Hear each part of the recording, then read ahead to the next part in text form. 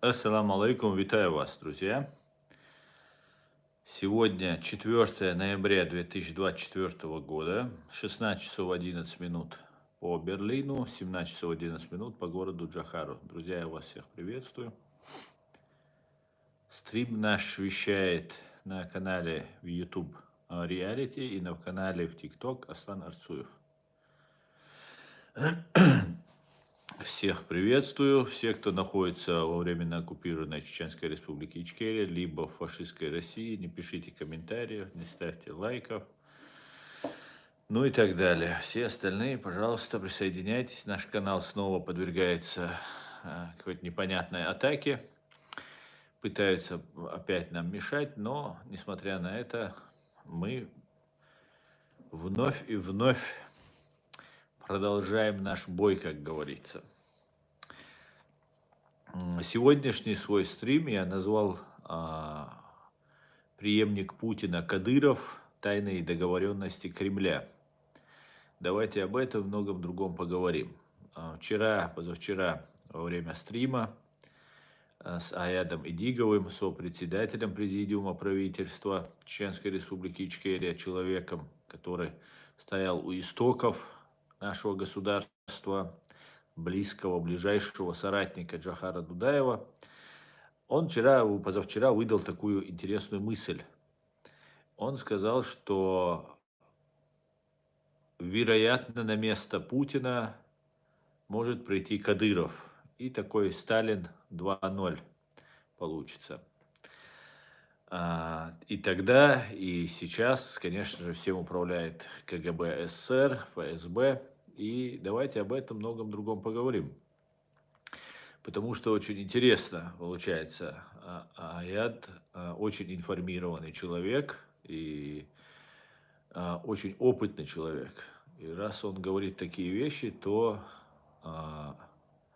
будет интересно это все обсудить. Вот Берн Фишет сообщает, что Кадыров никогда не станет президентом РФ. Но, возможно, ты прав. Возможно, прав Аяд, который, может, имеет какую-то информацию, раз так говорит.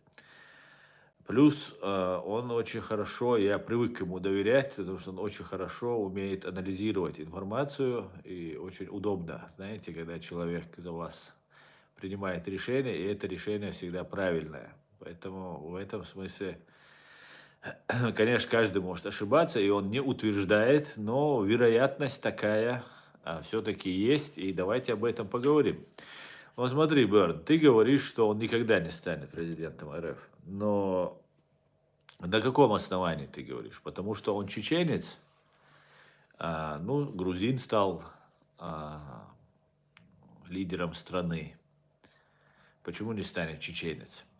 Если это чеченец, целиком и полностью просто подчиняется ФСБ, КГБ и полностью ими управляем. Почему его не назначить? Его же назначили главой временно оккупированной Чеченской Республикой Ичкерия. Назначили же? Назначили. Когда русские за всю свою историю доверяли чеченцам, чтобы чеченец был во главе? Только в том случае, если они могут контролировать этого чеченца 100%. Вот мы увидели, что он абсолютно лоялен, абсолютно любой приказ готов выполнить, пожертвовать группой чеченцев молодых не проблема, самому лично заняться их убийствами тоже не проблема, пытками тоже не проблема.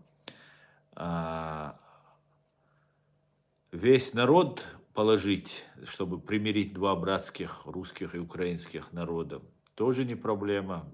А почему его нельзя назначить? И знаешь, это очень логичный выход из сложившейся ситуации для России. Все свалить на чеченцев, переложить всю ответственность на него было бы очень удобно.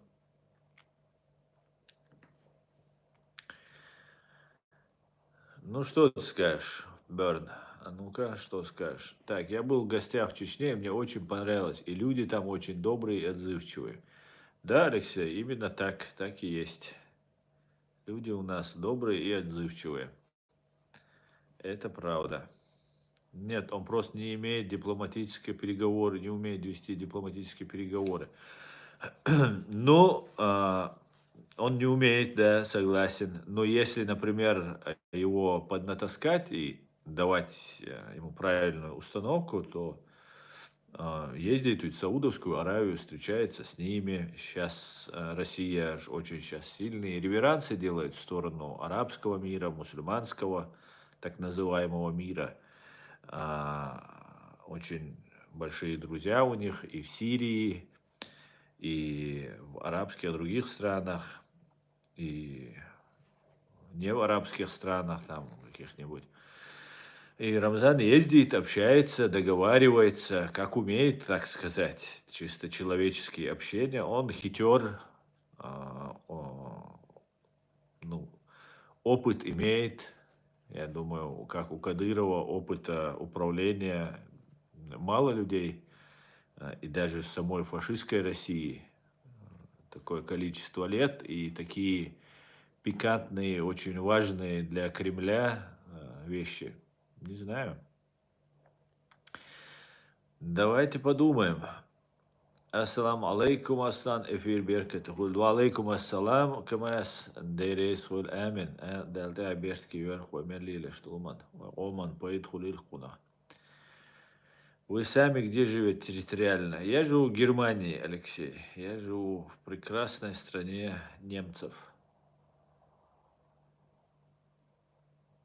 Если он будет интересно, то он будет. Если он будет интересно, то он будет. Соцахитер Ахуэдер МКМС. Я не понял. Ну, интересно, интересен, вернее, если он будет интересен. Ничего, опять не понял. Президентом Русни. Ну, смотрите, вот смотрите, какая у них ситуация. Они фактически сделали все, чтобы сделать чеченцев своими врагами. И особо не парились. Вот те, кто перешел на сторону России, они не парились. Но при этом они всех, кто воевал, они их держали. Ну, своих, кто за них воевал, кто был в их команде, они их держали. Все это время Кадыров из своей команды, ну, фактически никого не предал, не убил, не изгнал там. Да, врагов своих он, россиян, там ГРУ, МРУ, там военные, там третьи, десятые другие ФСБшники, старые номенклатура советская, КГБшная, военная, там другая. С ними он, да, он поступал очень жестко. Но на самом деле, если так подумать, то, что не сделали ичкерийцы в силу разных обстоятельств, да, потому что не было еще войны, некоторые, мы все же были советские граждане, правильно? И некоторые переходили на сторону, на нашу сторону, сражались и до конца погибали, там много чего было разных. Даже будучи раньше там офицеры советской армии, там советских каких-то служб. И та КГБшная номенклатура советская, которая якобы перешла на нашу сторону, но осталась верна России, ну, вернее, не то, чтобы она России верна. Мы тоже знаем, как они относятся к русским, к России. Там никакой идеи у них нет. Это чисто удержать свою власть и свои личные меркантильные такие интересы. Фактически всю вот эту советскую номенклатуру Кадыров и его вот окружение, они зачистили. Фактически те, кто начал войну против чеченского, развязал войну против чеченского, зазывал российскую армию, который подставил Ахмад Кадыров, который был агентом КГБ, он же тоже перешел на сторону чеченцев и был на стороне чеченцев. Но были чеченцы, которые не были довольны тем, что мы на той стороне, вот люди эти, ну, сражаемся, думаем о своей свободе, независимости. И зазывали вот этих. И вот эту старую советскую номенклатуру, которую дудаевцы или люди поколения Дудаева или эпохи Дудаева должны были зачистить. Да, в силу разных обстоятельств не было кровной мести. Ну, вот это. Кровная месть — это неправильное слово вообще. Тоже нужно понимать. Кровная месть — это неправильно. Кровная месть — это неограниченная месть. Вот ты выбили мне глаз, а мы там 10 глаз и 10 рук отрубаем, вырезаем. Вот это кровная месть. А принцип талиона или в настоящее время принцип сатисфакции, восстановления в том числе и чести, и достоинства, вот это будет верный такой момент. Возвращаясь к нашей теме. И вот смотрите, фактически они зачистили вот всех тех, кто был, кто принес зло на территорию чеченского народа и были предателями. Эти люди, потом перейдя на сторону русских, отомстили тем, кто первый перешел на сторону русских. Фактически так получается. Понимаете, вот этим предателям они отомстили. И сейчас эти предатели хотят взять реванш при помощи Запада. Представьте, как все запутано. Вот эта старая советская КГБшная номенклатура под видом мусульманства, там, ислама, там, радикальных там, движений, под видом Ичкерии, они хотят вернуть власть при помощи, опять же, народа и при помощи Запада. Вот какая вот каша получилась. Понимаете, какая ситуация? И Кадыровым не только чеченский народ они сделали своим врагом, да, будучи на нашей стороне и перейдя на ту сторону. И теперь они сейчас задумались, вот когда широкомасштабная война началась, уже видно, что Рамзан Кадыров уже не говорит, что он там за рулем, он сам босс, там самый главный. Он говорит, что его величество, господин чеченский народ, чеченцы, это мы там едины. Теперь он говорит, если вы мужчины, выходите. Раньше он говорил, вы не мужчины. Теперь он уже спрашивает, ну, может, я и бож, провоцировать бешиш. Сахом шлил. Уже цалерам гай чуис. Нохче коми. Халхши ацагайтан хилбол. И вот у них теперь не только чеченским народом испорчены отношения, у них испорчены отношения с другой КГБшной вот этой всей номенклатуры, КГБ, ГРУ, ну всей этой другой российской части. И их задача сохраниться, выжить. Выжить они могут только если они станут там лидерами России. Вот у них такая ситуация. Любая другая группа, которая придет на место Путина, которая не связана с Путиным, их зачистит. И Путина зачистит. Они же повязаны. И вот теперь очень даже вероятно, что именно Путин для безопасности своей семьи, там Пескова дочка замужем за чеченцем, тоже из окружения Кадырова. Там они уже породнились между собой. Не только Пескова, там и деньги огромные, там и уже ну, вместе все у них повязано. И кровь общая, там, и так далее, и так далее. Фактически одна из групп, которая должна стать во главе России, это вот группа чеченских коллаборантов, которые ради России делали, ну, просто все, что невозможно просто делать. Они вот все это делали. И сейчас они самые боеспособные, самые сильные. Среди русских у них врагов не так уж и много. Есть вот эти группы конкурирующие, политические, а военные группы, именно силовые, они все как бы едины. Я не вижу у них раскола. Например, Росгвардия, которую возглавляет человек Путина Золотов, с Кадыровым очень хорошие, близкие отношения. Ну, огромное количество чеченцев, которые являются, может, не кадыровцами, но и даже, может быть, противниками Кадырова. Не берем старую вот эту номенклатуру КГБшную, другую, которая хочет сместить Кадырова, там заработать денег.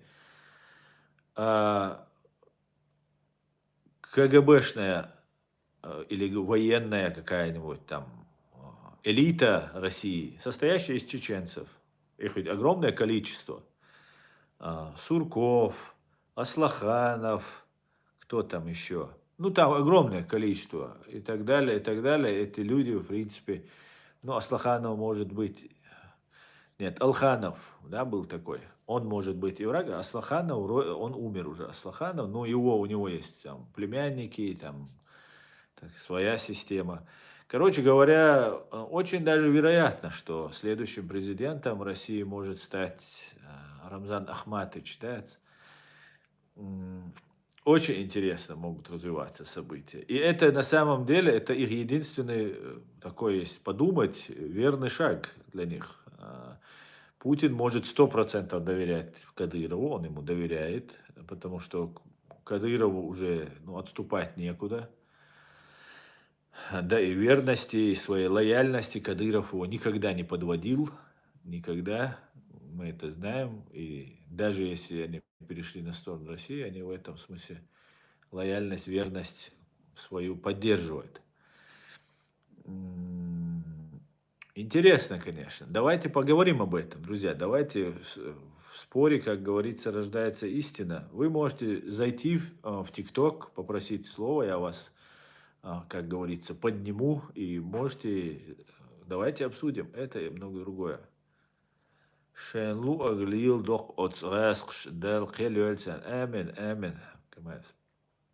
Вітаю з України, вітаю, Світлана. Так.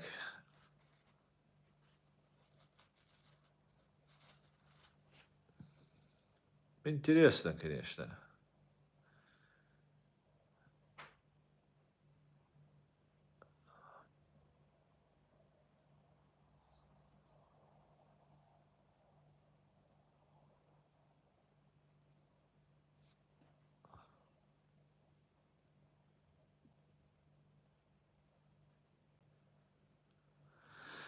Так, небесный волк.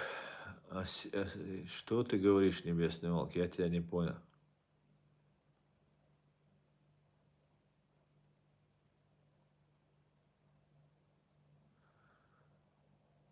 Так, Владимир, спасибо. Займитесь своей страной, говорит. В смысле, а я как раз своей и занимаюсь. Ваша русня, как только покинет мою страну и выплатит полностью репарации, мы забудем про вашу страну. Так, дальше. Я защитил Украину, забрал Карабах, Идлиби поднял Байрактары. Почему ты сердце предал, сказал? Я не понял, небесный волк, что ты имеешь в виду? Кто сказал, кого предал? Я не совсем понял.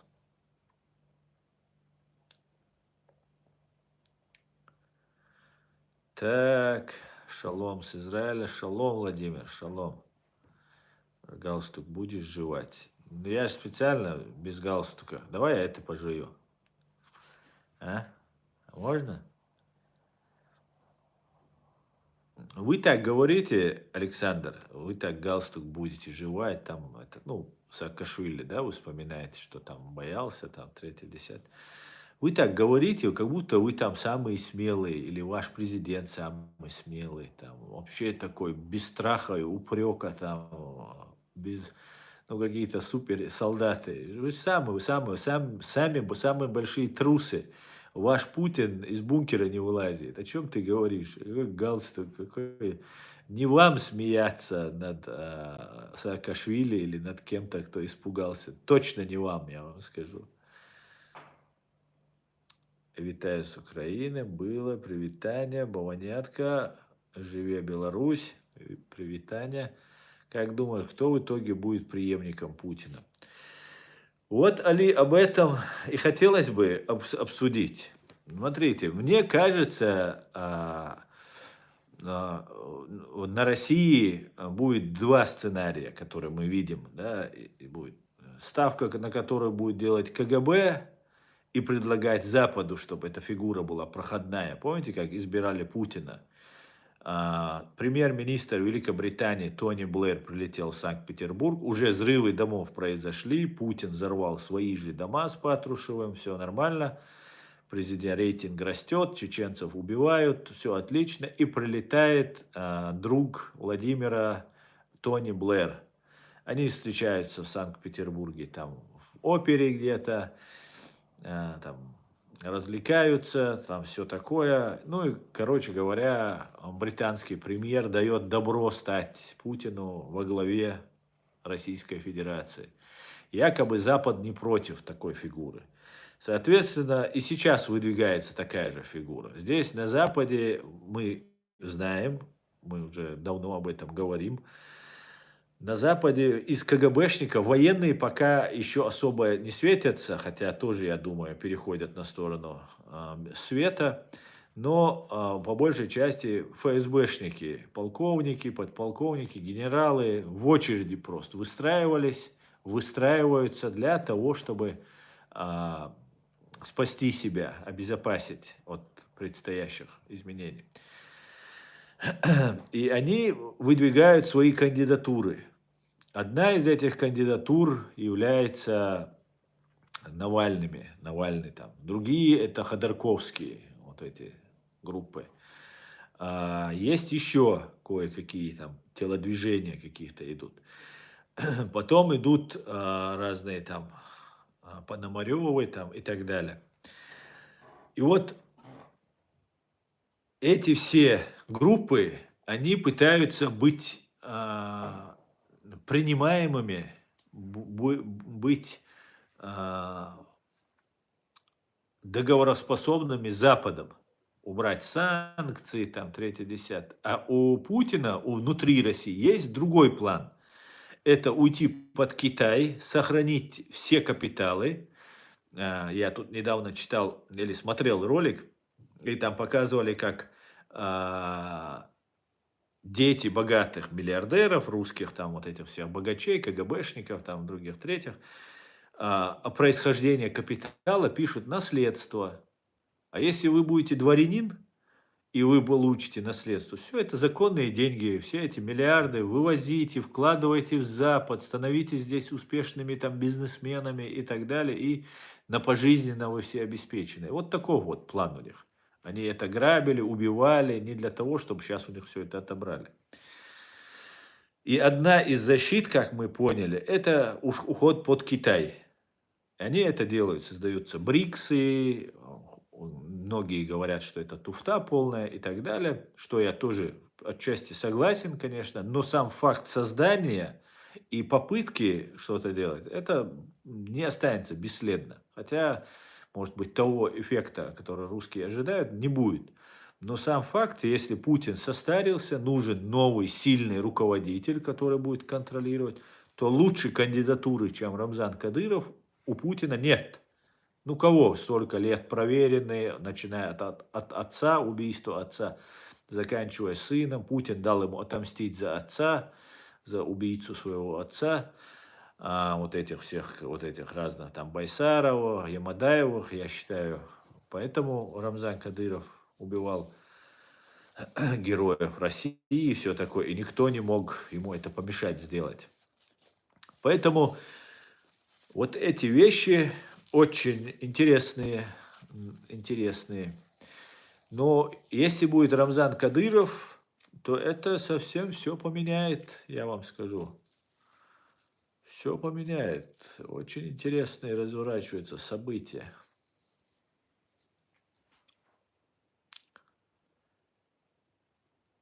Так. Что здесь? Обиделись, что ли? Привет, Лука, привет. Привет. Ну, что здесь? Лайки ставите, да? Вот и так. Так.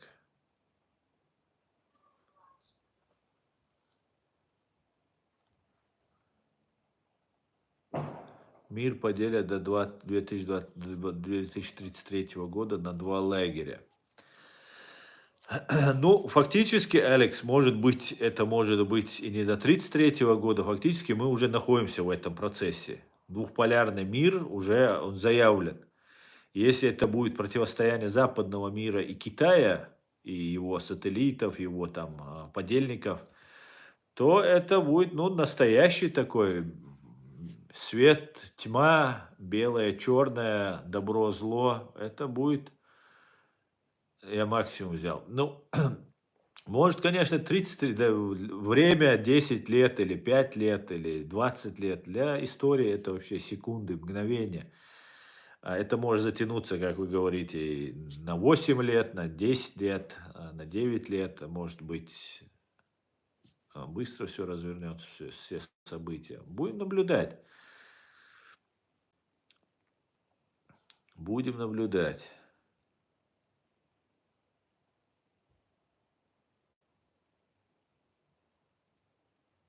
Шалом всем. Все будет Ичкерия. Шалом, Ян. Шалом.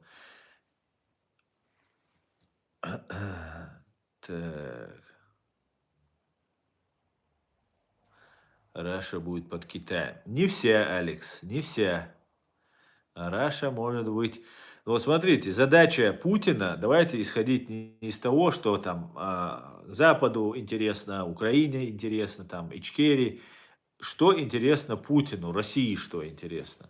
Путину, заработав вот эти миллиарды, ему нужно дожить до своей старости. Рамзану под полтос, и спокойно он Путину может гарантировать вот эту безопасность. Ему, его детям там, и так далее. И я думаю, он управляем, ну, мы знаем, что он полностью управляем и готов на все, что ему прикажет учреждение ФСБ и так далее. Поэтому очень даже вероятно вот этот сценарий. Мне почему-то кажется, вот я думал, вчера думал над этим, сегодня весь день думаю. Очень интересно просто, очень интересно.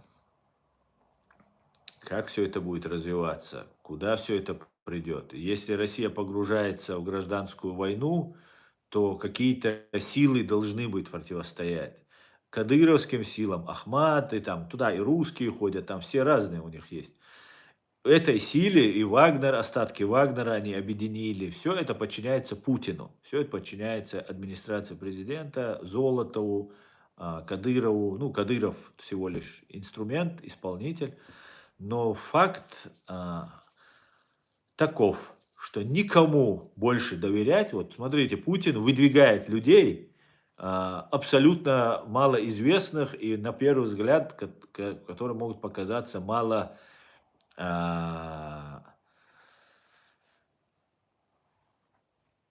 представляющих какую-то там, я не знаю, известность, ценность. Спарта у них такая банда была, да, которую возглавлял какой-то там Моторола, по-моему, да, его звали, по-моему. И их командир или зам этого Моторолы, или после Моторолы командиром стал человек, который также погиб. Но его отец сейчас, сперва его сделали там полномочным представителем в каком-то округе, затем его еще куда-то подняли. То есть потом каких-то своих охранников Путин назначает, Зимин, там, третий, десятый. Ну, короче говоря, огромное количество разных охранников, людей, которые из себя ровным счетом ни в политическом, ни в дипломатическом плане ничего не представляют. И вот тут возникает ну, ситуация, что нужны люди, которые будут стопроцентно верны, лояльны царю, королю и так далее. А кто будут? Чеченцы, конечно же, будут чеченцы. Очень интересно. Давайте подумаем об этом. Пишите, давайте я буду читать, обсуждать, давайте. Асан, твое отношение к Илларионову.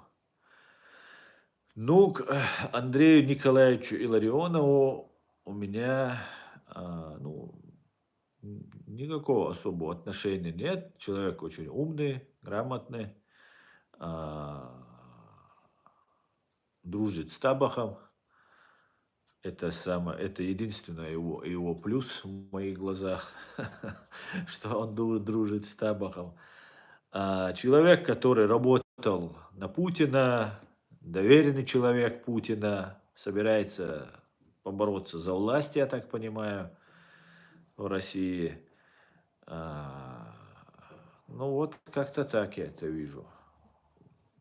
А то он человек, который во время геноцида, когда взрывы домов в 99-м были, это все знали, это может вы кто-то мог не знать этого.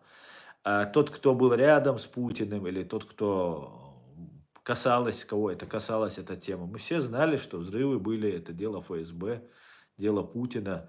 И Ларионов этого не знать не мог. Он хороший экономист, там везде, там на Западе Путина там представлял, ну, по крайней мере, говорят, он хороший экономист и так далее. Но человек полностью был лоялен Путину. Вот как я вижу это все. Так,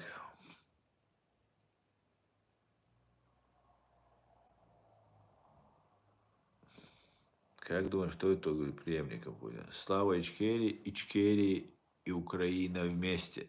Совершенно верно, Иван, совершенно верно. Героям слава. Спасибо вам за эти слова. Харри Фокс, Асан, ты обязан спасти народ ночи, даже если мы будем сопротивляться. Это твоя миссия, Аслан. Да, крутая у тебя. Как хороший у тебя план. А у себя Харри Фокс себе ник взял, и Аслан будет спасать, даже если будете сопротивляться. Отлично. Спасибо тебе за такую особую миссию, которую ты мне доверил. Да.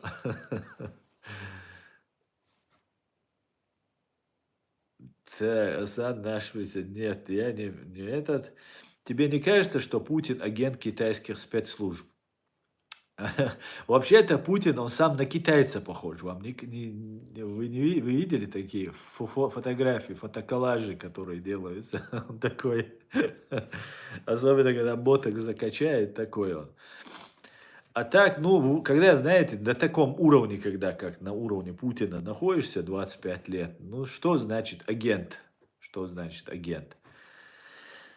А, Агент американских спецслужб, некоторые говорили, агент китайских спецслужб. Я думаю, согласие Великобритании, Соединенных Штатов, он стал президентом после взрывов домов 99-го года. Американцы, думаю, англичане, знали прекрасно, что кто взрывал эти дома. Прекрасно об этом говорил Дэвид Саттер. У меня на канале он это говорил, что он обращался там в ФБР, спецслужбы, куда-то еще там, чтобы рассказали про взрывы домов. И они ему не дали информацию, но дали понять, что они знают что-то. Больше никакой информации ему не предоставили. Поэтому а, а, Путин ураганил, а потом решил стать неодворянином. Посчитал, что Америка слабая, Запад слабый, что мы вот сейчас возьмем все, перевернем как хотим, там, что его и что он власть не отдаст. А американцы выжидали, вот как мы, ну, вот по обрывкам разной информации можем предположить, что Аят Эдигов рассказывает, когда он встречался с американцами, они говорили, чеченцы, подождите немного, скоро Россия станет демократической, тогда вместе все заживем, все будет отлично, там, и так далее, и так далее.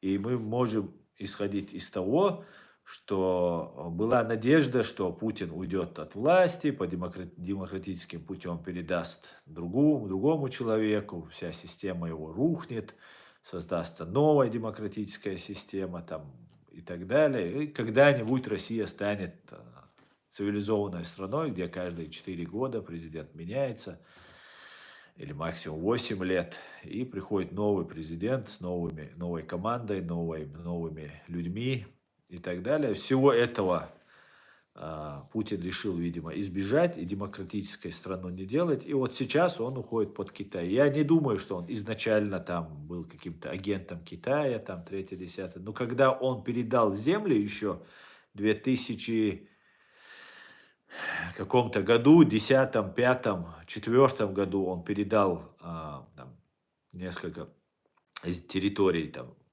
Китаю, тогда мне пришла мысль в голову, я как сейчас помню, что он готовит себе запасной аэродром, потому что те преступления, которые они совершали в Чеченской республике Ичкерия, они не могли остаться неотомщенными, незамеченными.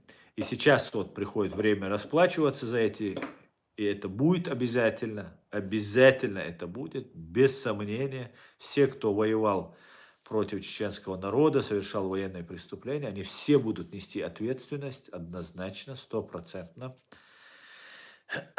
Ну, одиозные, по крайней мере, самые известные, самые такие громкие, такие как Степашин там, и другие деятели.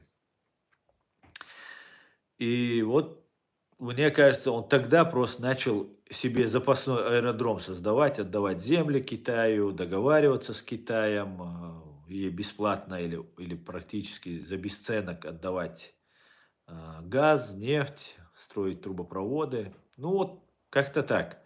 Я не думаю, что он изначально был агентом. Я слышал, что ты убивал ради Ичкерии. Это правда? Нет, я никогда никого не убивал в своей жизни. Никогда. Я абсолютно убежден, что Путин это агент китайских спецслужб, говорит Али. Окей, это твое мнение. Мир уже давно поделен на два лагеря. Добро против зла. Да, Путин не самостоятелен как политик, он всего лишь шестерка Си Цзиньпина. Да, абсолютно так. Путин стал китайским кадыровцем. Кадыровым Путин стал.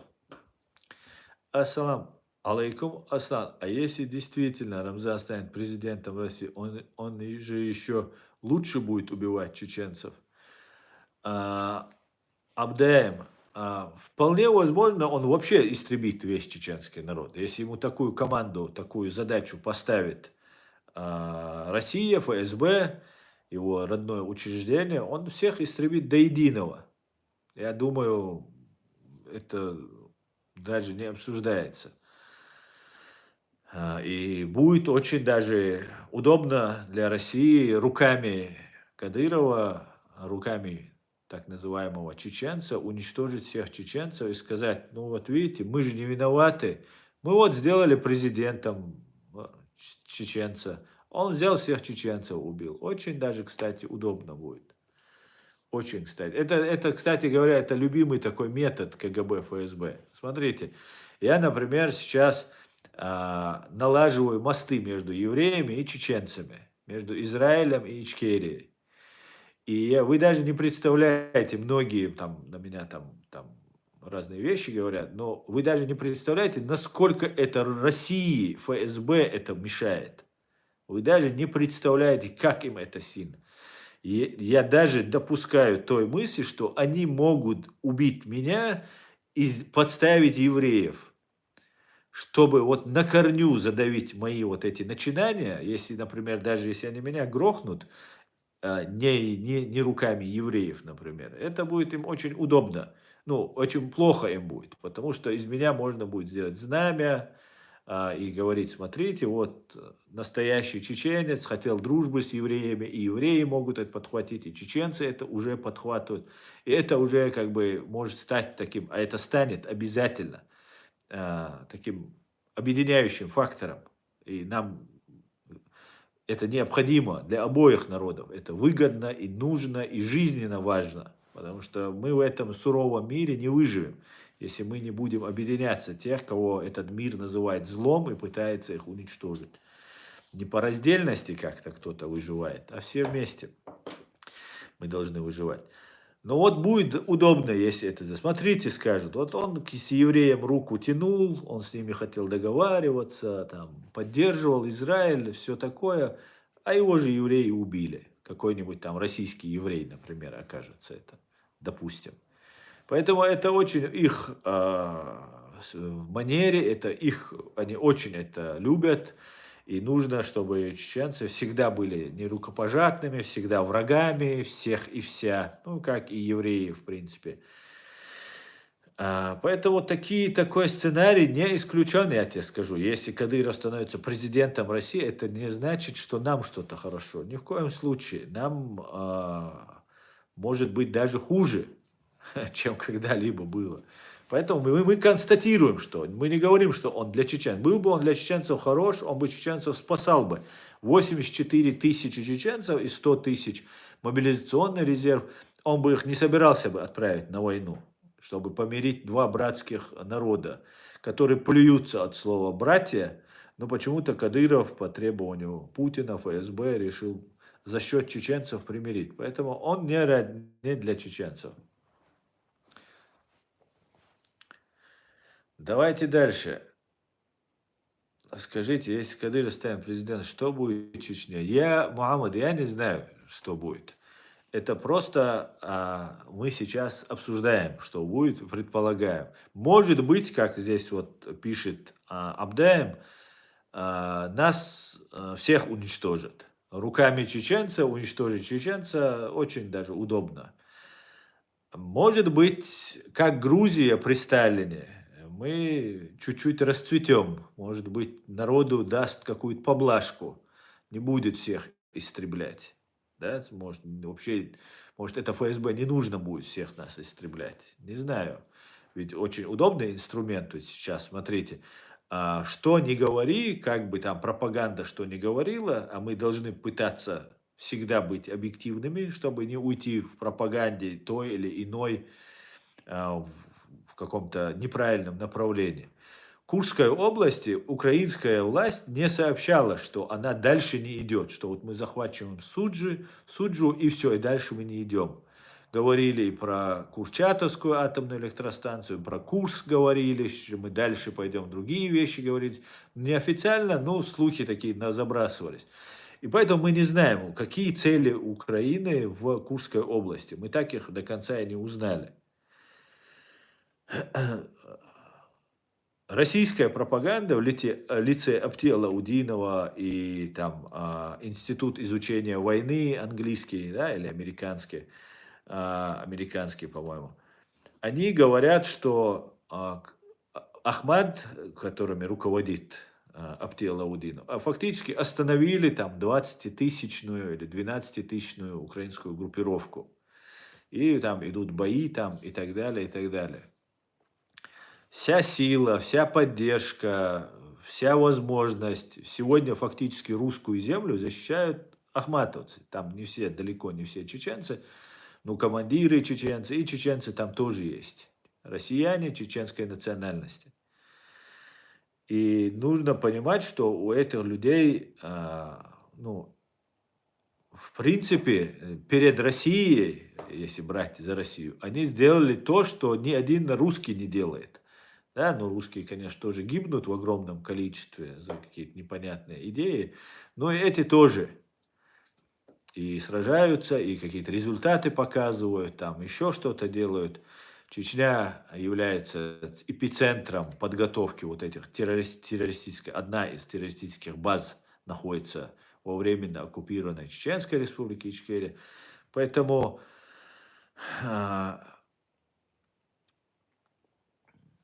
не знаю, я просто, мы только рассуждаем, друзья. Я не могу сказать, как он поведет себя, когда он станет или не станет, но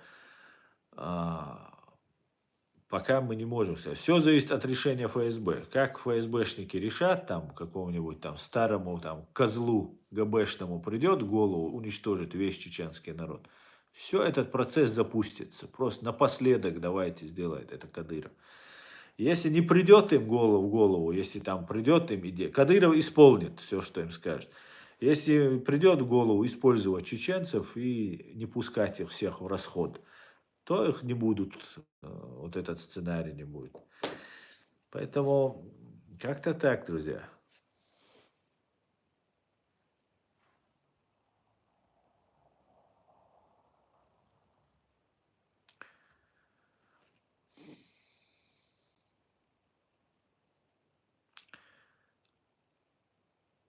Своих гоев не тронут, своих не грохнут. А ты имеешь в виду то, что евреи меня не грохнут, гоя? Нет, евреи меня не грохнут. Я имею в виду, что так сделать, чтобы было сделано так, чтобы подумали на евреев, чтобы я, который там пытался нас примирить, там, подружить, там, налаживал мосты, и тут раз какой-то след, который какому-нибудь там еврейский киллер окажется, или там кто-нибудь там заказчик окажется российским евреям, там еще что-нибудь. Ну, мало ли, я имею в виду, как вариант, что они могут такие трюки выкидывать, я имею в виду. касательно того, что руками Кадырова уничтожит весь чеченский народ. Я как пример говорю. А то, что своих гоев или нет, что значит гой? Гой это кто? Второсортный который или кто?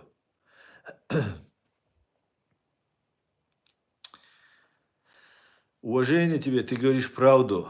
Баркал, Мухаммад Баркал.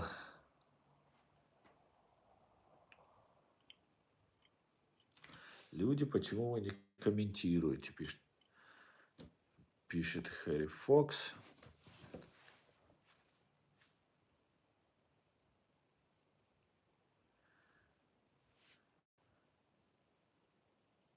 Аслан, ты меня понял, немножко, Харри Фокс.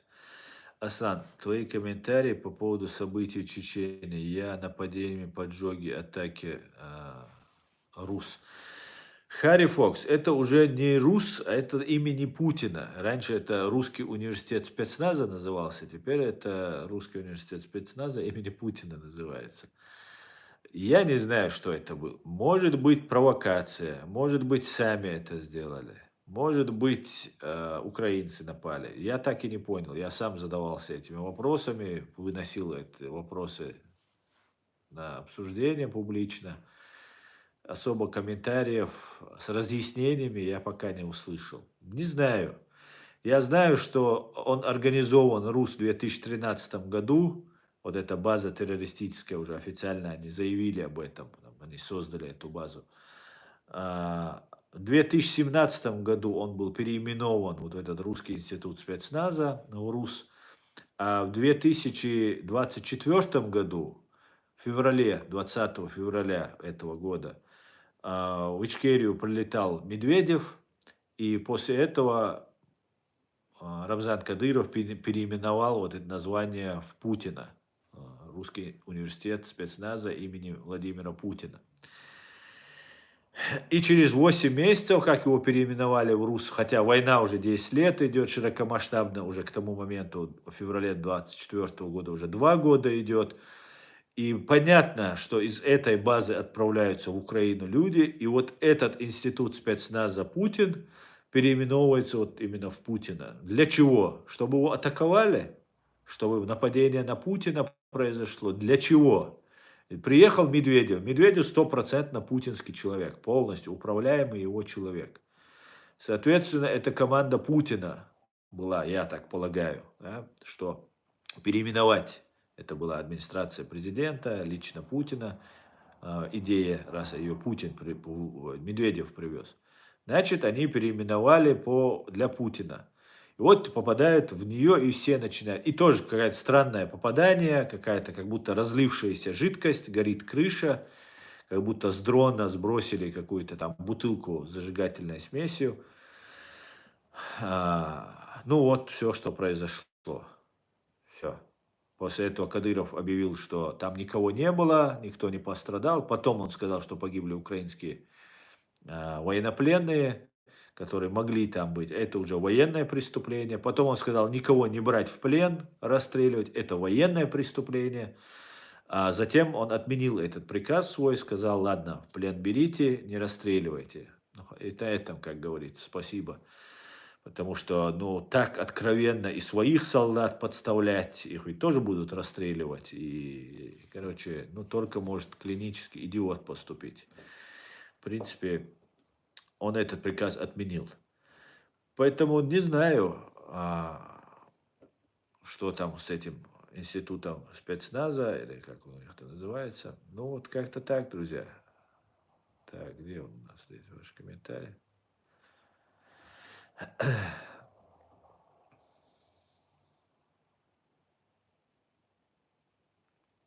Так, главное, чтобы Америка не оставила Украину на полпути, чтобы довели до конца дела, раз начали. Но Украина делает все возможное, чтобы ее оставили. Агентура, которая зазвала войну в Украину, то есть не просто ж Путин туда пришел, у них свои договоренности были, у них свои планы были. И вот если они вот зашли и зачистки не было внутри Украины, то эти же люди делают, начиная от коррупции, заканчивая античеченской истерией, которая там появляется время от времени на разных русскоязычных украинских каналах. Это говорит о том, что а, у Украины дела не очень хорошо. У Америки, у Англии отличные дела. Они свои дела сегодня, они деньги, которые вложили, Россию они победят в любом случае. С Украиной ее победят, без Украины. Отдельно НАТО будет против России воевать. Это не имеет значения. Запад не проиграет. 100 последних лет за Англия, Америка не проигрывала ни одной войны. Ни одной. Понимаете? И сейчас они ее не проиграют. Может Украина потерять, проиграет из-за вот этой агентуры. Она уже теряет Украина, но может вообще в минусе быть. Поэтому оставит ее или нет? Но я смотрю, американцы делают очень многое для Украины. Но вот посмотрите Гарри Табаха. Ладно, я там российский там оппонент, а, там, какой-то там непонятный человек, заинтересованный в своих каких-то личных вещах, там, третий, десятый. А, ну, посмотрите, как Гаррис рассказывает, общается с журналистами. Ну, он, ну, фактически обвиняет их, ругает их фактически. И это же связано не потому, что Гарри там как-то хочет вызвать лайков себе накрутить и так далее. Это реальная проблема, о которой он говорит. Реальные, разные Портниковы, разные другие, третьи, которых они упоминают. Поэтому такая вот ситуация, очень интересная, очень непростая. Очень непростая для Украины. Украинцы умирают каждый день, как и россияне гибнут, и украинцы тоже, и все плохо. Асан, как думаешь, если будет для Украины, что будет для Украины, если Трамп станет президентом? Закончится эта война, как он говорит, Трамп, как говорит Трамп? Ну, знаешь, Билал, я думаю, что а, президенты — это не самое главное лица в Соединенных Штатах Америки. Там есть так называемое глубинное государство. Это спецслужбы, это армия, это, ну, чиновничий аппарат. Президент на 4 года приходит, уходит. А эти потомственные карьеры, там деды, прадеды, внуки, все у них служат, работают, и они свою страну защищают и охраняют. Поэтому Украину не оставят, а просто на какой стадии будет сама Украина. Вот в чем вопрос. Вот в чем вопрос. Как-то так. Ассаламу алейкум. Ассаламу алейкум. Салам временный. Машой. Так, ассаламу алейкум, брат. Вопрос. Черкесы будут воевать за Кавказ, если придет время? Ва алейкум ассалам. Этот вопрос нужно задать черкесам. Я не знаю. Я не знаю.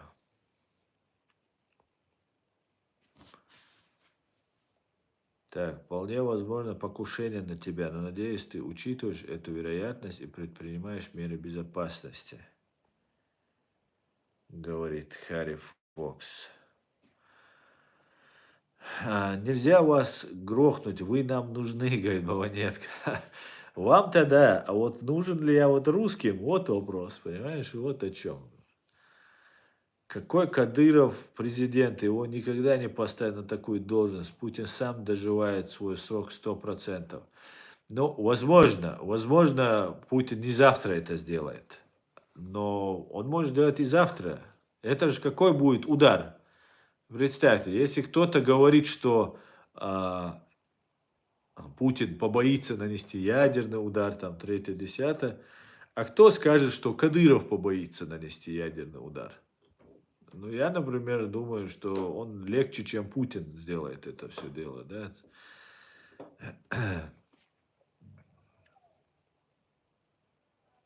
Что думаешь о выборах США? Я думаю, завтра мы узнаем, что президентом Соединенных Штатов Америки после подсчета голосов стал а, бывший президент Соединенных Штатов Америки, 45-й, теперь ныне 47-й президент Дональд Трамп. Я так думаю. И этот Дональд Трамп признает Чеченскую республику Ичкерия, наш президиум в лице Аллы Дудаевой, Ахьяда Идигова, других наших там людей. И мы станем свободными и независимыми субъектом международного права.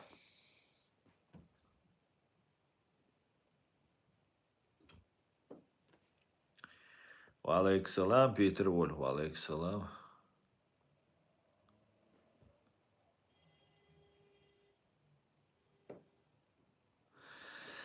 Как думаешь, почему Кадырова пустили в Турцию? Он разве не в розыске Римского статута? Вола, я не знаю, почему его не пустили, его пустили в Турцию. Может быть, он был в какой-нибудь официальной делегации, официальным визитом.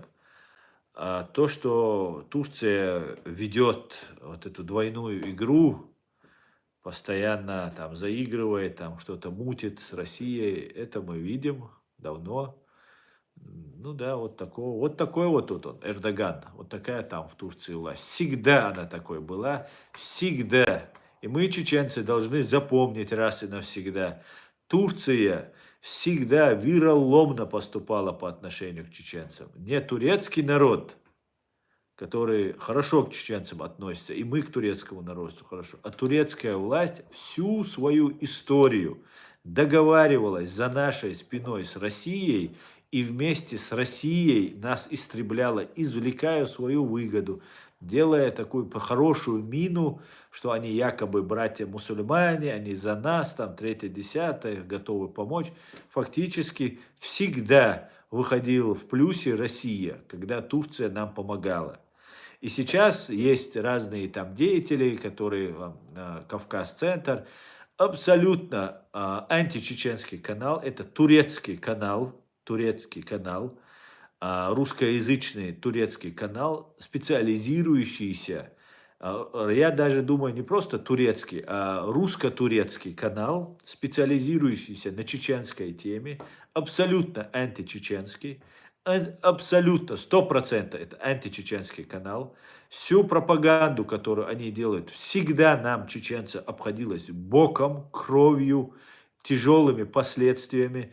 Спасательная операция Шамиля Басаева в Дагестан, которую Маулади Удугов представлял, и потом она и осталась у многих в головах, как нападение на Россию, как он первым в 21 веке нападает на кафиров, потом убежал в кафирскую страну, под кафирской НАТО и живет якобы там, говорят. Сейчас занимается матерым, таким оголтелым антисемитизмом, просто как с цепи сорвались они, там несут такую чушь.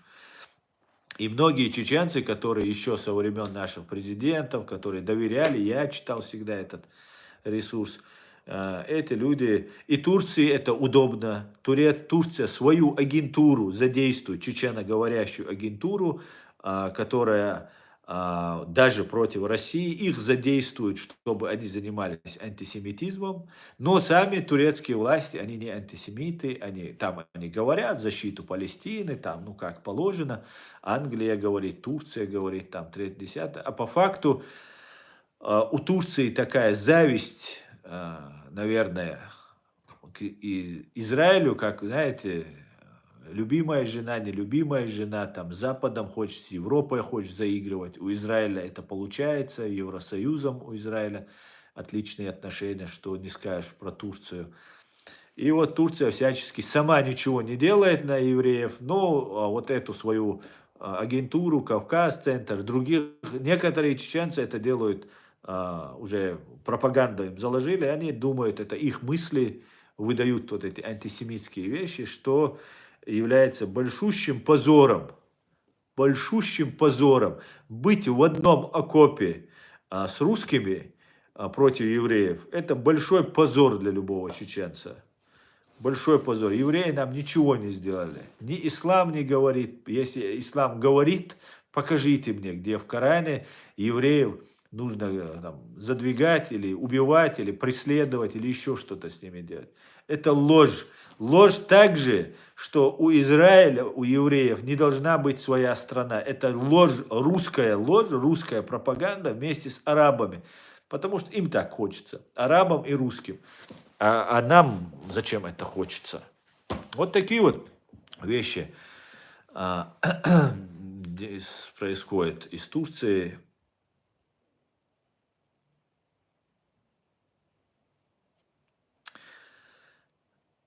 Так, не станет рыжая пакля президента. В Америке остались приличные люди. Лариса Мак говорит. Ну, посмотрим, Лариса. Мак, станет Трамп рыжая пакля. То...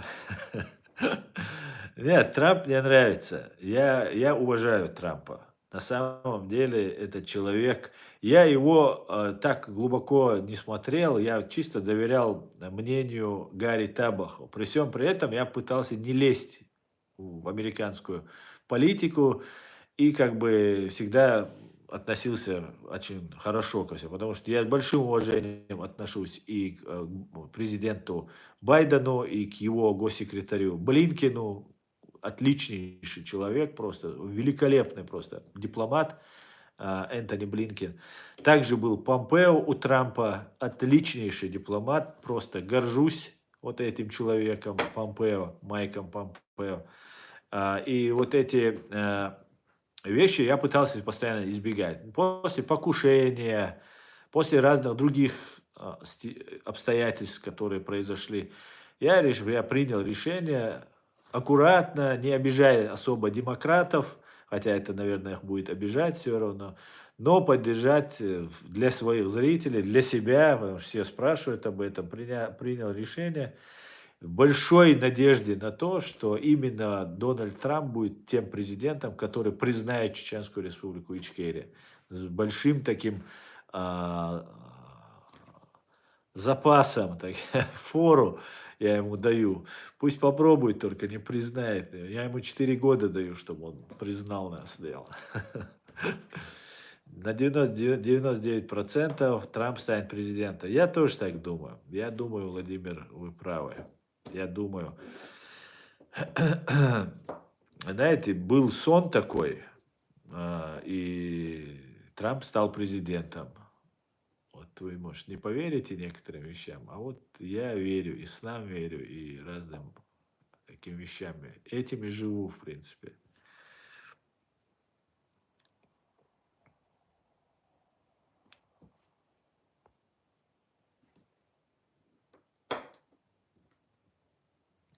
Трамп вроде бы не высказывался ни разу о чеченцах. Почему ты думаешь, что он выгоден чеченцам и Украине? Да, совершенно верно. О чеченцах он не высказывался, и, наверное, очень хорошо, что он не высказывался, а то высказал бы какую-нибудь вещь, за которую я потом его не простил бы. Поэтому хорошо, что пока не высказывался, но что для Украины? Для Украины много сделал Трамп. Вы очень сильно ошибаетесь, если вы считаете, что Трамп какой-то пророссийский, там для Украины не делал. Трамп борется внутри Соединенных Штатов за власть, за кресло президента, но он борется за Америку, за Соединенные Штаты Америки. Они уничтожили вон тогда российских 200, по-моему, бандитов в Сирии. И при этом было все при Трампе. Трамп встретился, полетел нам здесь в Германию, тогда президентом, когда он был, и встретился с Меркель. И я помню его фразу, где он говорит, что типа вы финансируете Россию, а мы вас тут все тут охраняем, Северный поток-2, что это такое, короче. Ну вот про этот Северный поток он говорил. И я тогда сказал ему у себя в эфире, я, кажется, тоже это говорил, что не будет больше Северного потока. Его не стало. И он это тоже сейчас, я смотрел вчера его интервью с Такером Карсоном Трампа, и он об этом тоже говорит. Там много чего сделал Трамп и для Украины, и для того, чтобы победить Россию. Как-то так. А то, что он чеченцам не помог, да, он не помог чеченцам, и только на интуитивном ощущении я могу предположить, что он поможет чеченцам, он может о нашем существовании вообще не знает, что есть такая проблема. Но я знаю, что Америка знает об этой проблеме, и я знаю, что Америка – это справедливое, великое государство, великая нация, великая страна, которая совершала кучу ошибок, но она всегда исправляла свои ошибки. И в истории именно поэтому США великие. Если бы они не были бы великими, если бы они не были такими, какими они есть, они бы не стали бы именоваться великими. И не все, и мы, свободолюбивые чеченцы, в моем лице, как вы видите, не стремились бы искать дружбу, поддержку, союзничество с Америкой, если бы она не была великой, понимаете? А мы, чеченцы, очень своеобразный народ, я вам скажу, да? Поэтому мы хотим дружить с Америкой, мы хотим быть верными друзьями Америки, верными товарищами, союзниками и так далее. И я надеюсь, что когда будет суд над терроризмом, ну вообще у меня в голове, как у юриста и математика, не укладывается никак в голове схема, как будет происходить новый мировой порядок без решения чеченского вопроса. Но это невозможно. Вы знаете, в этот клинч, в этот так зашли мы, что его решить, этот Гордеев узел, можно только разрубив.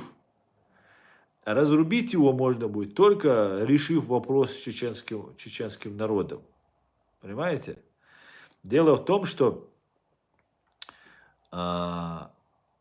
те, кто сейчас совершили агрессию против Украины, это те же самые лица, не только само учреждение ФСБ, КГБ, СССР, но и даже те же самые персонали. Это Путин, Патрушев и вот эта вся кодла банда, которая на чеченской крови сделала себе имя, власть, деньги и все остальное. Так вот, они пришли с нами к миру в 97 году, 8 году, а в 99 году, нарушив его, убив своих же граждан, развязали против нас войну. Поэтому у меня в голове никак не складывается мозаика, где можно будет, убрав чеченский вопрос, судить террористическую банду ФСБ, Путина, там, Патрушева и всех остальных, и каким-то образом не заметить чеченский вопрос, который начался этими же людьми, совершив взрывы своих домов. Это политическая полиция, там, да, ФСБ, которая должна, она не политическая полиция, это система государственного устройства КГБ. Но как политическая система, полиция политическая, она обязана была защищать этих своих граждан, а она их спящих взрывала у себя, спящих в домах. Понимаете? Поэтому в моей голове не укладывается, что суд над Путиным, над Россией будет проходить без учета взрывов этих домов, а это является основой основ начала войны против чеченского народа. Потому что так называемый поход в Дагестан – это всего лишь спасательная операция Шамиля Басаева была и добровольцев, которые не занимали никакие государственные посты. Как Гиркин, который зажег фитиль войны против Украины и тоже был бывшим спецслужбистом, но стал добровольцем и гражданским человеком, и как рядовой человек зашел на территорию Украины, начал войну. И это не считалось нападением, потому что и вот эти действия Басаева также не считались нападением. Поэтому эти вещи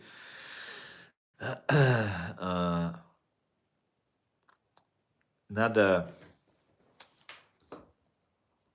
понимать, короче говоря. Так, я с одной мысли перехожу на другую и ухожу. Вы уже, наверное, привыкли к таким моим поворотам, да? Поэтому я не знаю, как будет происходить. Я знаю, что наш вопрос, он должен быть решен. Для этого вопрос должен быть истец. У нас для этого есть президиум правительства, есть я, есть масса наших активистов, которые, конечно, не все в правильном русле работают, но мы есть. А если мы есть, значит, есть истец.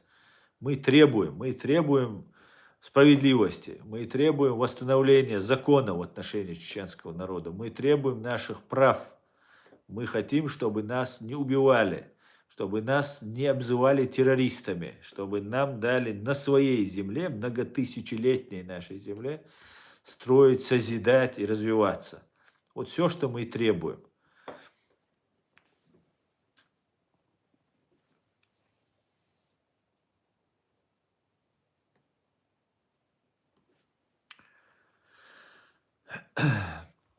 Ты хотел бы иметь американское гражданство, говорит Иса. Да, я не против был бы иметь американское гражданство.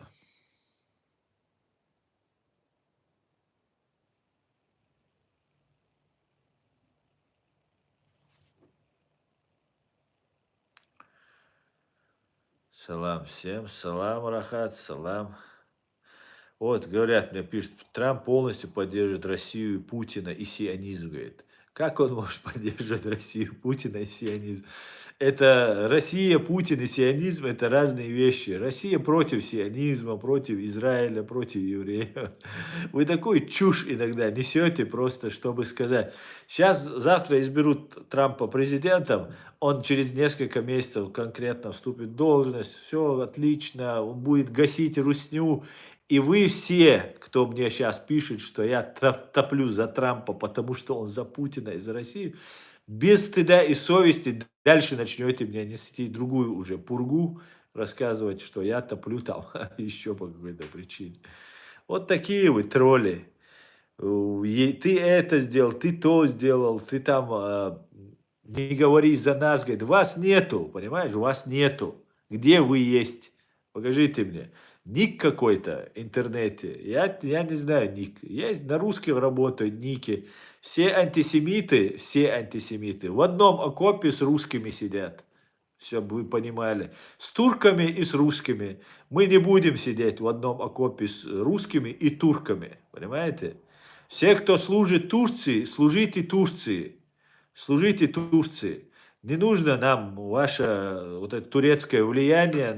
Мы, чеченцы, хотим быть не в хвосте у Турции, чтобы вы, представители от Турции, были хозяевами в Чечне, но вами управляли турки. Спасибо вам. Тони Цадишун. Он у нас уже одного Кадырова нам больше, чем достаточно. Да? Теперь вас еще не хватает. Вы будете хозяевами сидеть там нам, рассказывать, с кем нам дружить, антисемитами нам быть или не быть, что нам делать, что не делать. И вообще у нас, знаете, какая проблема у чеченцев? Проблема в том, что наши военные иногда считают себя такими какими-то супер политиками, способными, успешными, к чему-то развивать, какие-то там им идеи подкидывают, и вот эти идеи нужно придерживаться. А сами вот это все разработать, придумать, это никто не собирается делать. Поэтому военный должен заниматься военным. Как сказал Джохар Дудаев, когда Докка рассказывал, когда там какое-то обсуждение шло, там политическое, Докка, как молодой там командир, Докка Умаров, влез в разговор и там что-то свое мнение сказал. И Джохар на него повернулся и сказал, а ты кто? А я вот такой-то, такой-то, с такого-то фронта, с такого-то направления, там, туда. Вот иди в свой окоп и сиди, и там занимайся своим делом, сказал ему Джохар. Поэтому военные должны заниматься военными делами. Куда идти, что делать, это должно делать политическое руководство. Политическое руководство – это президиум правительства. И вот эти все разговоры, что там мы там решаем, қиғуммадаца угар хылчхена уай қомана темлой бубокш беша от президиума гуандаца уча закаевец эршош закаевен гуандах учлилш душу. Ашлилеш дега тошадега гуш душун. Шу гордостел, шу нис душу, о, варчал қонғи дубокш. Шу догёвуел, шугаца, шу надеждел, шу искренне, честный дубош. лелолсо. Наоборот, я теперь выясняю, что шуна цаумаха ацаха, и двигаетесь чисто интуитивно, как вам красиво обещают. Не как красиво обещают, а как нужно двигаться. Как мы красиво обещаем, мы Имарат Кавказ создали, мы там всему миру войну объявили, мы Иерусалим захватили, 12 тысяч маджахедов, мы все сделали, просто остались без ничего, полностью после геноцида, вся страна оккупирована, все уничтожены, все разбежались, одни Имараты, другие Ичкерии, другие третьи, россияне, массияне, всякие разные. Поэтому мы не будем теперь слушаться военных, которые умеют воевать, честь и хвала, уважение всем, это даже не обсуждается, но есть политическое, свой политический момент, они каждый, который немножко разбирается в этом, он будет считать, что вот теперь я понимаю, и я веду туда. Нет, не ведете вы туда. Политику военный именно в любом демократическом государстве, перед тем, как военный, как назначить министра обороны, если он был прежде военным, он снимает с себя погоны, свой китель он снимает, он становится гражданским человеком. Только после этого он становится министром обороны. Потому что военным отдавать дело категорически нельзя. Категорически. Военный должен воевать, если он военный. А Джохар Дудаев был политиком, лидером, и так сложилось, что Джохар Дудаев стал президентом. Вот уровня Джохара Дудаева военный, вот им можно влезать в политику, обсуждать политику, а другим я советую не лезть, это больше проблем будет. Ашхемоле.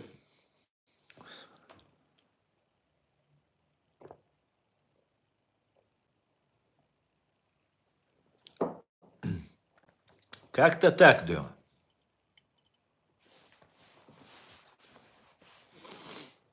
Ассаламу алейкум, алейкум ассалам. Очень странно, что вам нравится аморальный тип подстилка окурка. Но вы ошибаетесь, Лариса, что Дональд Трамп является подстилкой Путина. Вы глубоко ошибаетесь.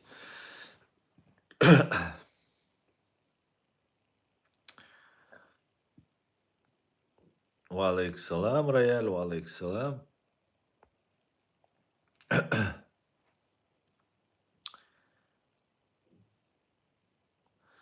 А нам хочется, чтобы Рашка развалилась. Ну, надо не только хотеть, надо работать в этом направлении, Баванятка. Ах, эта политика людей свела с ума. Так. Верьте только Аллаху. В смысле, а что здесь? Противоречие какое-то.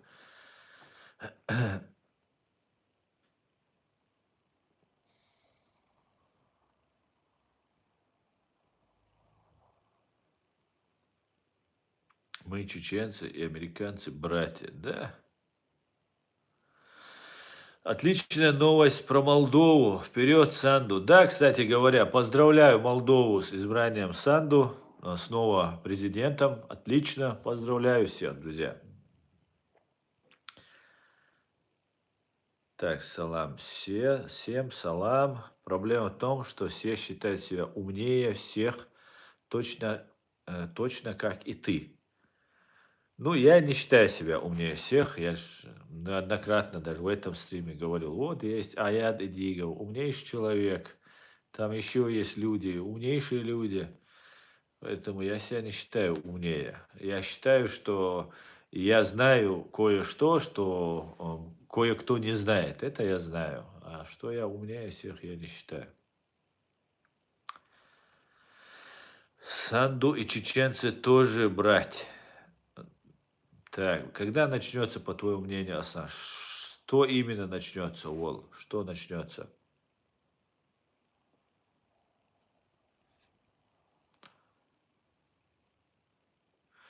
Как мне сбежать из Рашки? Я хочу быть американцем. Павел, вам нужно подать документы на лотерею Green Card. вы можете разыграть это, там 30-40 евро, по-моему, нужно, долларов нужно заплатить и заполнить анкеты, ничего сложного, как мне сказали, и подать и выиграть лотерею и уехать в Соединенные Штаты. Эта тема работает, я знаю людей, которые выигрывали, как-то так. Революция в Чечне. Смотри, Уолл, сейчас мы наблюдаем то, что они хотят начать революцию в Чечне, на Кавказе. Это, кстати говоря, может быть еще и отводящим от того, чтобы Кадыров не стал президентом России, понимаете? А я же не просто так сказал. Знаете, у него какая-то информация есть, или какие-то умозаключения в этом направлении есть. И революцию они уже сейчас запустили. Нападение в Дагестане, когда там в синагогу пошли сыновья главы администрации российской сжигать, понимаете, да? Специально антисемитские вот эти вылазки были. Затем нападение в Ингушетии, убийство там 3 ментов. Потом нападение в Ичкерии во временно оккупированное, убийство росгвардейца. Это все может делать ФСБ, может быть, делают там какие-нибудь еще другие силы. Поэтому сам процесс идет. Я, например, против того, чтобы в Чечне началась война. Вот я против этого. С первых дней своей деятельности заявлял и заявляю. Разные люди, которые есть, чеченцы, которые переживают, которые хотят там восстановить, освободить нашу страну, деоккупировать под разным религиозным соусом. Сейчас готовят очень много, я слышу, с разных сторон поступает информация, что вот там воины Аллаха готовятся сразиться и так далее, и так далее. Я с большим уважением отношусь ко всем чеченцам, которые переживают за свою родину, за свой народ, который пытается освободить чеченский народ. Но сейчас, если вы что-то будете предпринимать, вы будете предпринимать во вред своему народу. Понимаете? Если там кто-то с Сирии, кто-то с Украины, кто-то с Турции будет говорить, надо теракт совершить, нужно убить там кадыровца, мента зарезать, еще что-то сделать. Не верьте в это.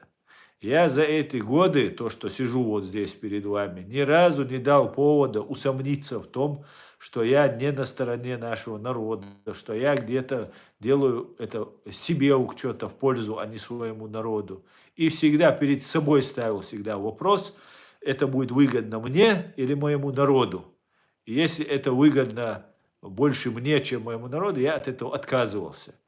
Хотя были некоторые моменты, где я мог бы, наверное, мог бы сделать полезное, но я предпочел даже не идти по этой дороге, чтобы не навредить. И сейчас мы, постгеноцидный народ, нужен всем на этой земле, чтобы снова нас использовать, снова нас бросить в огонь. Поэтому не нужно сейчас ничего делать. Я категорически против этого. Я буду осуждать любого, кто сейчас начнет это делать. Там какие-то нападения, убийства. Там. Хотите нападать? Езжайте в Москву, нападайте на Москву, куда угодно. В Чеченской республике Ичкерия. Ничего категорически делать нельзя. Вот запрет. Фирботтен, как говорят немцы. Запрещено. Категорически, ни при каких обстоятельствах. Нам сейчас, чеченцы, нужно выжить. Понимаете? Сейчас время такое. Сейчас нам нужно стать. Вы все, кто готовы жертвовать, готовы сражаться, вы все нужны своему народу. Вы бесценный ресурс своего народа. Сейчас вас хотят использовать этот ресурс, чтобы его не стало, всего сейчас на начальном этапе его выстрелить, зажечь фитиль войны, и все, и больше этого не будет. И мы на десятки лет отложится наша независимость, свобода и так далее. Но, может, на 100 лет новый мировой порядок будет устанавливаться. То, что кто-то думает, что там международного права не существует, там, что это все туфта, там, третье, десятое, ну, тогда не живите ни в одной европейской стране, ни в одной стране НАТО, если не считаете так. Не живите, потому что оно существует. И в этом новом мировом порядке мы должны занять свое место. И сейчас нас хотят русские, и не только русские, использовать в своих целях для того, чтобы свои цели преследовать, и плюс мы не стали субъектными, чтобы мы стали какими-то постоянно воюющими, постоянно везде участвующими и так далее. Поэтому категорически Рамзану Кадырову тоже, вот сейчас 84 тысяч, 100 тысяч, призывать это сделать, то сделать, ты говоришь. Но кроме, вот если ты всех их уничтожишь, отдашь их на откуп, да, вот этой войне, вот этому ФСБ, вот этому Путину, России, то завтра ты будешь не востребован. Без чеченцев ты ноль. Ты ничего из себя не представляешь для России, для остального мира. Поэтому как ты будешь убивать чеченцев, знай, что чем больше ты убиваешь чеченцев, помогаешь их убивать, тем быстрее твой конец придет. Поэтому береги чеченцев, все берегите чеченцев, вам всем нужны будут чеченцы, чтобы остаться. И это вам зачтется потом. И в судном не зачтется, и на этом суде зачтется, на этой земле. Поэтому вот такие вот вещи происходят очень, не очень хорошие. Но нужно быть ко всему готовым и продолжать ли он наш путь ли он. Ни в коем случае никуда не подписывайтесь, не участвуйте ни в каких. Там будут, смотри, я не знаю просто, как это будет, но вы должны понять, чеченцы. Это будет какой-нибудь из Турции супер-воин, супер-супер воин, который рядом с Докой был, рядом с Дудаевым фотографии, еще, может быть, я не знаю просто, кто это, как это происходит. Это может из Турции супер-воины там, туда-сюда там и так далее. Ну, откуда угодно это может быть. Это может быть с самой России, из Сирии это может быть. И вам будут рассказывать, что вот вы должны подняться только, и все пойдут за вами, вы станете лидерами и так далее. Нет, вы только будете запал, только вот поджечь фитиль. Все, после этого вы не добьетесь ни пользы никого, ни после вашей смерти не будет пользы. Понимаете? Наоборот, сейчас, чеченцы, мы должны занять такую позицию, когда мы наблюдаем за всем и нигде мы не участвуем, нигде мы не воюем. Навоевались мы последний, вот мне 47 лет, сколько я себя помню, мы воюем. Вот, а мы еще и 300 лет воюем. Но всю свою жизнь я помню, что все мы где-то, что-то где-то воюем. Да? Хватит уже. Давайте мы сейчас 3-4 года, вот пока Трамп президент, подождем и не будем нигде воевать. Нигде просто не будем. Он признает нас, вот заживем тогда. Тогда будем решать между собой. Вот как нужно действовать.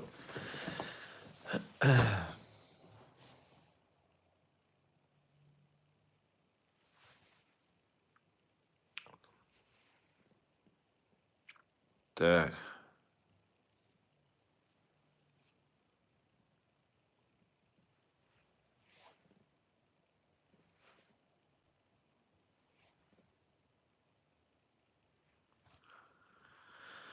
Грин-карт бесплатно на сайте департамента.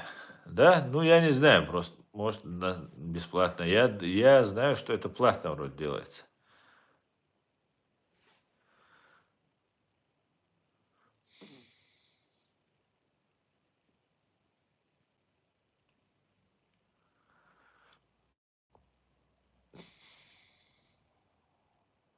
Aztán körtődik boha del moks mesve ойлосовать, дейрейсхуй МКС, массовая ойлой.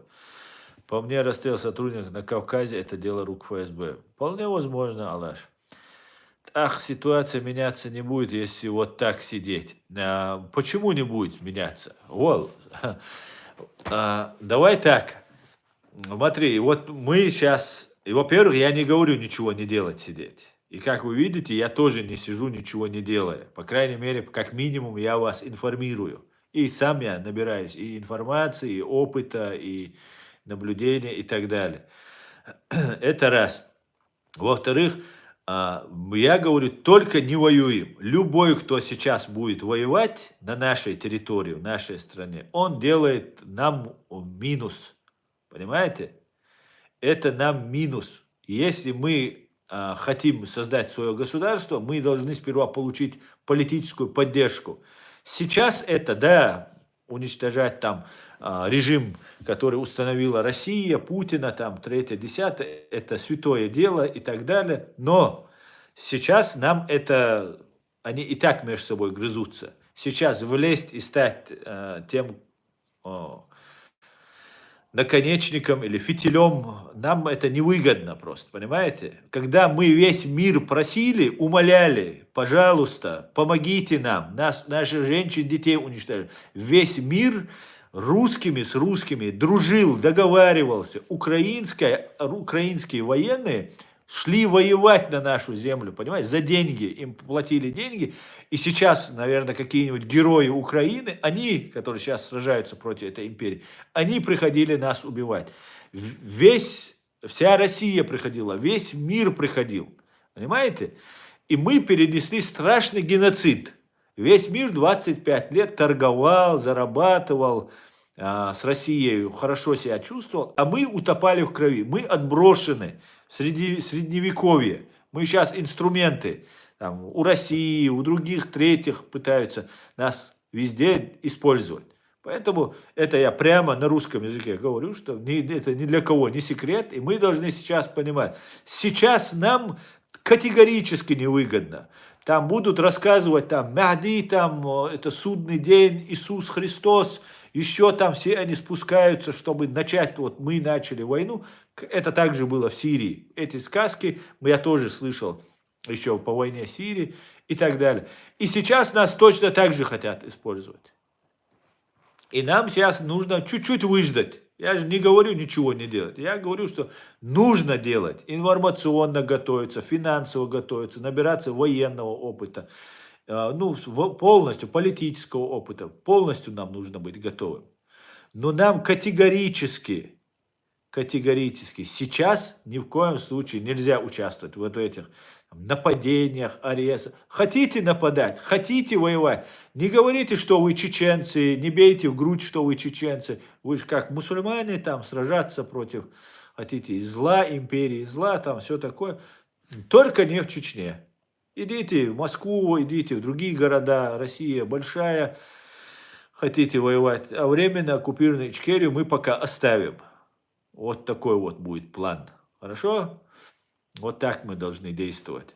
Причем это должны действовать только лишь с ведома политического руководства. Все, кто действует там самостоятельно, там сам принимает, или же с российской агентуры, там, или кремлевской агентуры в лице Закаева, Кутаева, Мутаева, 3-10, они действуют не в интересах чеченского народа.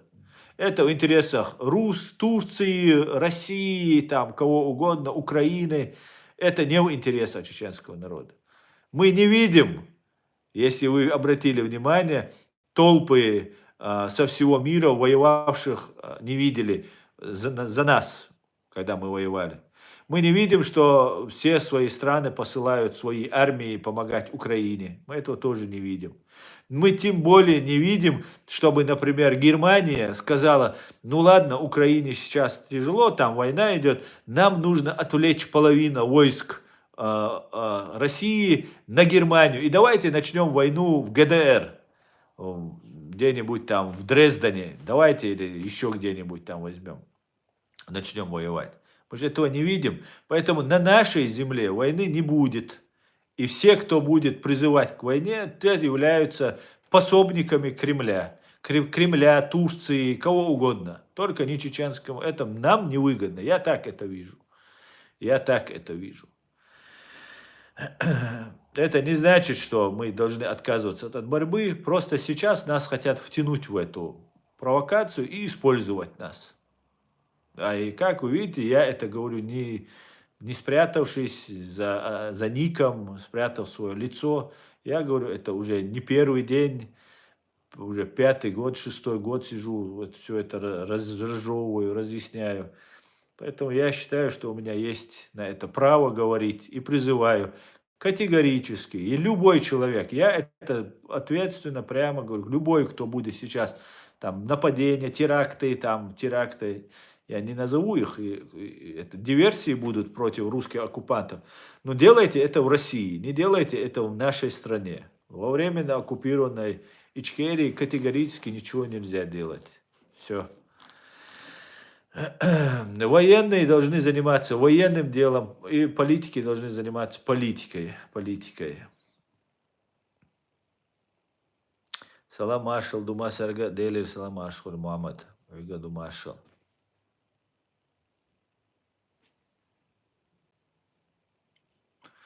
Саудовская Аравия, ОАЭ, дружат с Путиным. Они бы не боятся Америку. Почему перестали бояться Америку? Китайцы хотят захватить Казахстан, Таджикистан, Узбекистан, Монголию и Чечню. Что делать? Бороться.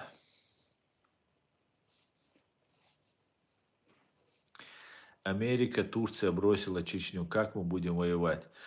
Ну, знаете, я считаю, что на Кавказе, именно по линии НАТО, чеченским вопросом, кавказским вопросом по линии НАТО занималась Турция. И не Америка нас бросила вот в этом смысле, в большом таком, в общем смысле, да, и Америка, весь Запад, все нас бросили, все нас оставили. Но в основном это была Турция, которая преследует не интересы чеченского народа, а интересы турецкой империи, Турции, Турана, туда-сюда.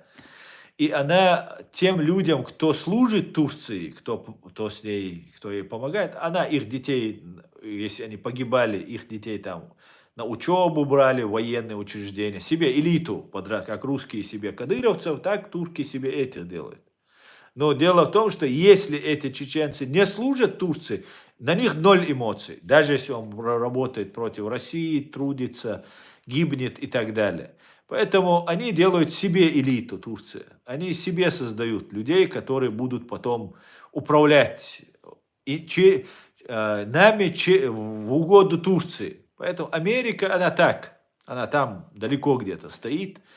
И мы ей там какая-то там 1000, миллион, пятая какая-то проблема, они нас не видят, не знают, вот мы пытаемся, чтобы нас услышали, увидели и так далее. Поэтому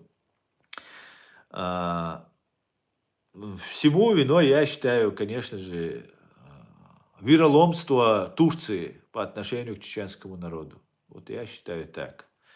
Баркал Ребеля, Баркал Далсайоль.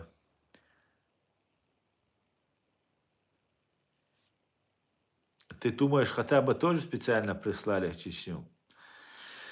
Я думаю, да, Хаттаб был не просто так. Баркал, Ребель, то ит, да, ах, что очень сырводю.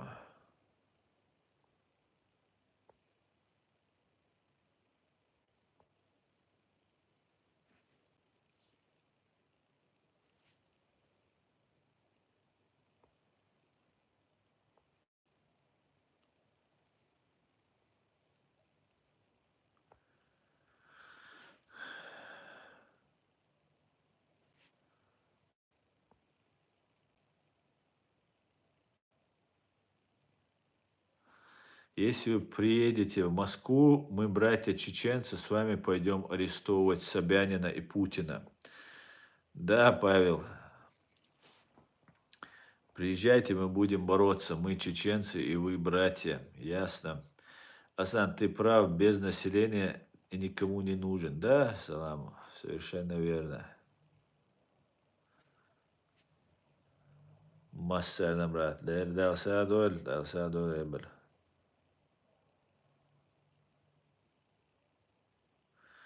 Асан, рад слышать, желаю всего хорошего. Спасибо, вампир безобидный. Безобидный вампир. Это без зубов, который. Взаимно. Проблема в том, что все считают, так, это уже было, допустим, он признает нас, и что дальше? В смысле, что дальше? Мы станем субъектом международного права, будем субъектны, у нас будет наш голос во всем мире слышен, будем отстаивать в рамках международного права свои права. Салам маршала, Санделер, салам маршала, прилад. Вот такие вот дела. Друзья, я думаю, на этом я свой стрим закончу. Думаю, немножко я вам дал тему для размышлений. Подумайте над этим, прикиньте и будьте готовы к любому развитию событий. И давайте вместе готовиться к предстоящим великим, без преувеличения. Нас ждут великие, величайшие дела, друзья. Будьте готовы ко всему. И все будет Ичкерия. Господи, благослови Америку. Ам Израиль Хай. Слава Украине. Всего хорошего. До свидания, друзья.